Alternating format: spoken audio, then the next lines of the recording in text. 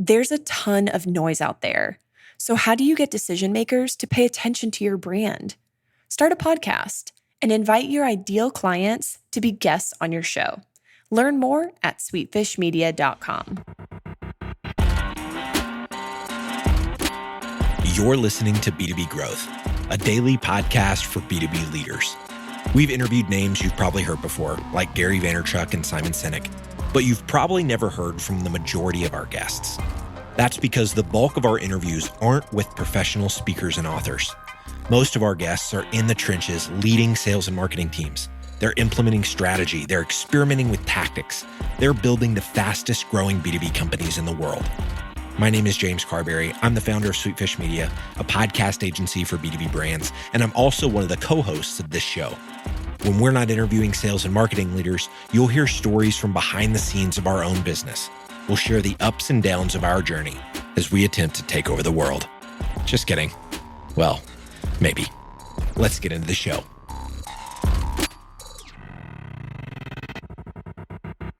Welcome back to another episode of Why Podcasts Work. I'm your host for today's episode, Logan Lyles. I am the Director of Partnerships here at Sweetfish Media. I am joined today by Stu Heinecke. He is the author of How to Get a Meeting with Anyone, and he is also the host of a podcast by the same name. Stu, welcome to the show. Hey, thanks so much for having me, Logan. I'm really glad to be here. Stu, thank you so much. I really appreciate you coming on the show. Your perspective has been very refreshing ever since I got to know you from your first interview on B2B growth, sharing some of the strategies that you share in your book. For folks in our audience listening to this episode who, unlike myself, don't have the pleasure of knowing you yet, knowing your background, I'd love for you to share a little bit about your background and what you do, Stu. Sure. As you mentioned, I'm the author of the book, How to Get a Meeting with Anyone. That all has stemmed from my being a marketer, actually a direct marketer originally, but a marketer and eventually a Hall of Fame nominated marketer, and using my cartoons. I'm also one of the Wall Street Journal cartoonists, and I've been using my cartoons to break through to people that I should never be able to reach, actually. That's a great way to put it. But I've been, exactly. I mean, I know that's what it is. So which makes it a lot of fun and a lot of mischief. So I've used those cartoons throughout my career to break through to these people, and it has expanded my career a lot. And at one point, I got curious about what everyone else was doing. How are they meeting that same challenge? Because everyone faces it. Mm-hmm. And you know, there's just sort of the truth here or the underlying truth that one meeting, it has to be the right one, but just one meeting can change everything in your life and in your career. So it's worth finding a way to be able to get through to people much more reliably, quicker, faster, easier. And so that's what the book's about. And I also run an agency that helps clients do that. So their sales teams break through to their top accounts and prospects quicker and more effectively. Mm-hmm. I love it. So, Stu, let's transition there a little bit. You know, you are an author. You've got a book out that I think is phenomenal. Your podcast shares a lot of the same themes in How to Get a Meeting with Anyone, the podcast. Tell us a little bit about your path to podcasting. What first got you interested, and what were some of your goals at the onset of creating a podcast by the same name as your book, Stu? Well, I hope it's pretty obvious, which is that I'm doing this to support the book, actually. I mean, you know, if you write a book, you want it to sell and you want it to get out there in the world. And ultimately, though, you really want it to be read by a lot of people and have it make a difference in their lives. And it is. How to Get a Meeting with Anyone, that's the book, is doing it's selling really well. People have been telling me stories, you know, just constantly of how they've used it to break through and change their results and ultimately change their lives. So, you know, when the podcast really is something I've been doing for quite some time. So originally I had a streaming radio show, and I interviewed a lot of the same people I interviewed in the book. And sometimes I interview people who could become clients, actually, but people who are out there in the field doing something to break through or helping their teams break through to their top accounts. And I'm always exploring what people are doing, how they're doing it, how are they breaking through. And what's really interesting, Lyle, is that I called this contact marketing in the book because there was no name for it, but people have been using contact marketing for a long, long time. I certainly didn't invent it. and I don't even want to say I discovered it, but I'm going to just use those. It's not accurate to say I discovered it, but I'm going to use those words for a moment. It's just that, Hmm. Yeah. in a sense, I discovered it because while this is something that a lot of people do naturally, no one had a name for it, as I mentioned, and there's really nothing organized around it. And I think also the results that people are getting are they're so unusual compared to other forms of marketing. We're seeing response rates that go as high as 100%, and ROI figures that are just absolutely crazy. I mean, typically it's in the tens or hundreds of thousands of percent, which is a crazy number to begin with. But the record is 3.5 million% ROI. So I want to get these stories out there, and I really Yeah. want to Yeah. introduce and share the voices of the people who've made this. I mean, it's not my story; it's this whole giant story all around the Hmm. world of what Hmm. people are doing to break through. And so it's really it's about sharing those voices and sharing their ideas and their approaches and their stories that I think are just fascinating. And that's what informed the writing of the book, How to Get a Meeting with Anyone book, originally. But it's also what's happening now. I just finished the manuscript for the follow-on to that book, and now I transitioned from radio show to podcast, Hmm. and that's when I started doing business with you guys. You guys are the ones who produce it, and or I should say, Sweetfish Media. Hmm. And there again, I'm using the interviews for the next book to support the sales of the book, or to, let's say, just broaden support for the book, so that Hmm. people know about it, they know what's in it, they know what to expect, and they know that they want it, Hmm. and why they want it. You know, what kinds of stories are in it, and which Yeah. ones they really like to follow through on. So that's really the purpose of the podcast. Yeah. I love what you said there, Stu, because I love the stuff that you've been putting out. Obviously the stories in the book, the interviews you do, the interviews on your podcast, because, who can't use how to get a meeting with anyone? Obviously, if you're in sales, there's a natural fit there. But, as you mentioned, helping people in their lives, that is something that can be useful in a lot of different ways in your life. So I love that it has given, a bigger voice to your book and to the stories that you're trying to share. What would you say has been the biggest benefit from having the podcast? As you mentioned, you started out trying to amplify and continue the promotion of the book somewhat, and you're having great interviews that are leading to the follow-on. What would you say, looking back now that you've had the podcast for a while, has been the biggest benefit for you? Well, I think there are two. One is building an audience. There's already an audience, though, and a following. So the second is sharing this stuff with the people who are following the story, or let's say sharing it with the people who are engaging. And so maybe that's really what it is. It's engagement. Overall, Hmm. it's engagement. And when we couple it with the things that we're doing on LinkedIn, I should say, so that we're getting a lot of engagement on stories and posts that we're putting up. But these stories are often they're tied to the release of episodes of the podcast. It all really fits together really neatly. And Hmm. what we find is that sometimes I don't. You probably notice, because we're on the same engagement groups, that Hmm. sometimes I'm really engaged, and other times I'm MIA. I just can't get in to do it because I'm finishing a manuscript, or something Hmm. like that, and I have to Right. do that. But when we see what these posts generate in terms of engagement, it's really pretty amazing. Now, what I mean is, in terms of views and comments, and then when you go in, you've seen it. I know you use the same thing.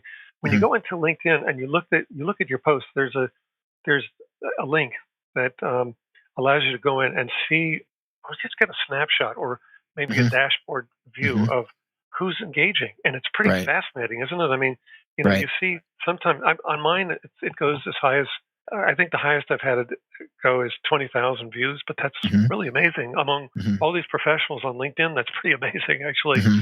Yeah. And then you get to see sort of that dashboard view, as I mentioned, so you can see which companies the biggest blocks of these engagers are coming from.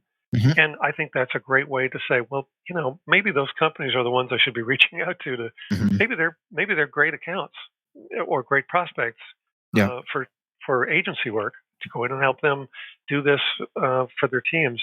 Yeah. I think probably because there's an interest there, but then you also see which cities these come from, and where the highest concentration is.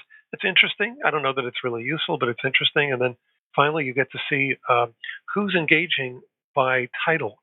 I see that there are a lot of sales people that are engaging, and that's good because I think they're the ones that most directly Hmm. benefit from a book about how to get meetings. Although, as you pointed out, everybody needs to get meetings. Hmm. Startups, the founders need to get meetings everywhere. Right. All they need Right. to get clients, but also strategic partners and investors and so on. And this just kind of goes everywhere. Everybody needs to get meetings, and so Hmm. you get to see that. But then I also see that another high concentration of engagers is CEOs and founders, and I love that. I think that's just Hmm. fantastic that they're paying attention to it. Hmm. So overall, the podcast coupled with these regular posts is, I think, it's just creating a tremendous impact and benefit for me because I know that I'm growing or at least supporting. I know it's growing, but also supporting the following of Hmm. of the content marketing message or the how to get a meeting Yeah. with anyone message. Yeah, I love that. It kind of seems like for you, it's been this 1-2 punch of, the podcast itself, being able to have great interviews, build on the audience that you already have with the following in the book, and stay top of mind with those folks. And then, with the LinkedIn posts that are sharing the content from those episodes in the strategy there, and then having some data and some analytics to follow on with that to see, who not only how much engagement, but who's engaging and who's seeing this content, Yeah. and being able to kind of shift and maybe make follow-up steps in your branding and your messaging and follow up accordingly. So that's great to hear that those two steps have really worked well for you. Stu, have there been any unexpected benefits that you really didn't anticipate from the onset of starting the podcast that have kind of surprised you along the way? I think the nice surprise, really there's some great surprises. And I guess it's really just probably about just being on LinkedIn for one thing. But sometimes people are Hmm. reaching out, telling me stories of how they've read the book or used the book in some way, Hmm. and I love I love getting those stories. I might have gotten those stories without. I'm sure I would have gotten it without the podcast, but I think the podcast supports just having visibility and having a place, a beacon where Hmm. people could say, okay, that's where I can reach Stu because I got to tell him the story. Or maybe they reach out and say, and this happens a lot, that they say, let's talk about doing a campaign together. They Hmm. know that I also run an agency, so Hmm. let's talk about doing an agency engagement or speaking engagement. I'm going to do both of those things, and those just Yeah. kind of come in over the transom. I'm not doing it because I think that this is a way to support getting speaking gigs, but they happen, Hmm. and likewise agency gigs.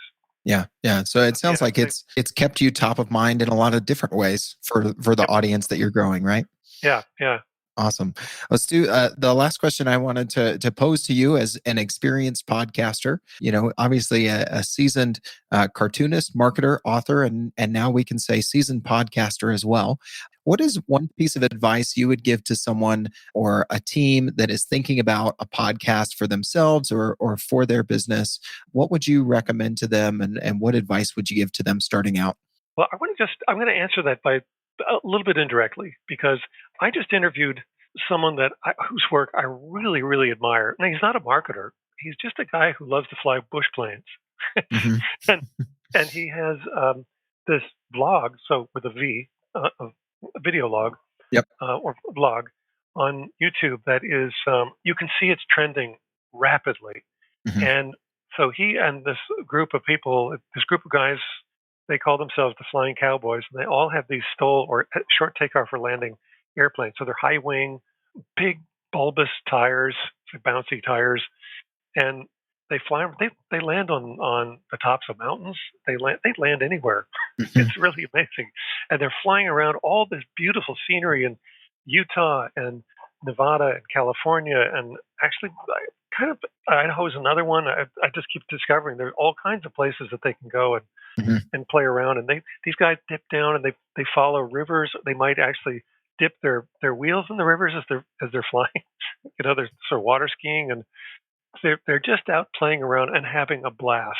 And the scenery, as you might expect, is just gorgeous. And so Trent Palmer is the one that I'm thinking of. Trent's the one with the Hmm. vlog, and if any Yep. of that interests you, you ought to go check out his vlog because it's unbelievable. The thing is, he's in the film business. He's not a cinematographer. He actually operates drones for aerial scenes, in movies, but it's obvious that he's picking up on the filmmaking process and video making process, because his shots are gorgeous. He really captures the majesty of flying, but also playing around and landing in these amazing places, and just what these planes can do, and the camaraderie really of these guys that are the flying cowboys. And I look at that and I think, I'm just hooked on it, and I want to join the flying cowboys. I'm probably going to go look at buying an airplane shortly. The factory's nearby, or it's over the mountains, but it's very nearby. nice. And so I want to go do that now. So the thing is, I interviewed Trent on my podcast, and I want to get my vlog going, and I want to show. It's great to have people on and interview them, but I think another dimension I can add to this is really to just go meet with these people, and you see them and you see what they're doing, and just find out how are you getting through, what have you used, how did that work, what does it look, what are some of the stories, and they're always interesting stories. So we'll capture them from the people live, sort of live. I mean, video, right, seems live, and tell these stories. So I'm adding that, or we'll be adding that to my podcast. And so I asked Trent, said, God, the thing is, I'm not a videographer. I play with video a little bit, but really, I'm not a videographer. And so I'm thinking I'm probably overthinking it, I guess actually is the way to put it. But I'm thinking I need to have a really slick intro and then probably a crew and all this stuff. And he said, you know what, just simplify all this. Really, all you really need to do is just get started. And that was his advice, and I think that's my advice as well. I love what he said.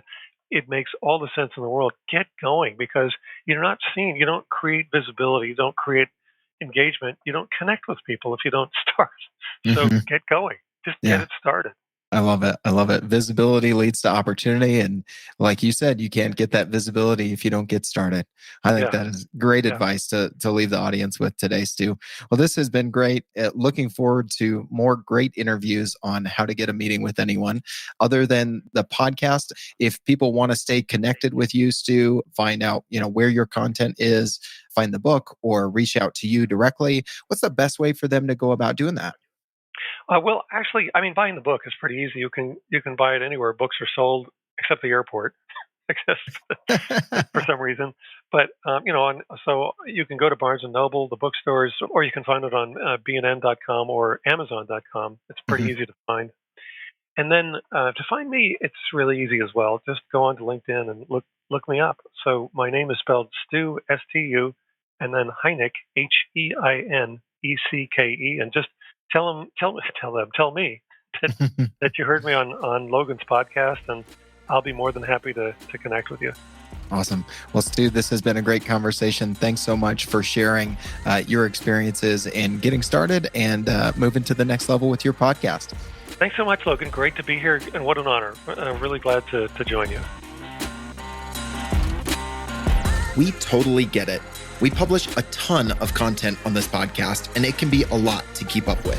That's why we've started the B2B Growth Big Three, a no-fluff email that boils down our 3 biggest takeaways from an entire week of episodes. Sign up today at sweetfishmedia.com/big3. That's sweetfishmedia.com/big3.